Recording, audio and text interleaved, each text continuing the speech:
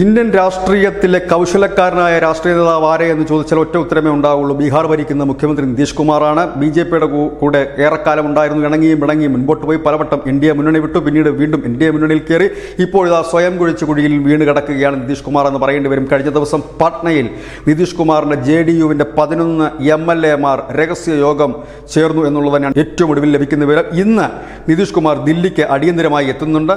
ഇത് ചില അഭ്യൂഹങ്ങൾക്ക് കാരണമായിട്ടുണ്ട്. ചില പ്രസ്താവനകൾ നിതീഷ് കുമാറിന്റെ ഭാഗത്തുനിന്ന് ഉണ്ടായേക്കും. ഒരുപക്ഷെ മഹാസഖ്യം വിടുന്നൊരു പ്രസ്താവന ഉണ്ടായേക്കാം. ഒപ്പം തന്നെ ഈ നിതീഷ് കുമാറിന്റെ ദേശീയ അധ്യക്ഷൻ ലാലൻ സിംഗ് RJDയുമായി ചർച്ചകൾ നടത്തിയിരുന്നു. RJDയിലേക്ക് പോവുകയാണ്. അദ്ദേഹത്തിൻ്റെ കൂടെ ഒരു വിഭാഗം MLA-മാരും ഉണ്ടാകും എന്നുള്ളതാണ് നിതീഷ് കുമാറിനെ ഭയപ്പെടുത്തുന്നത്.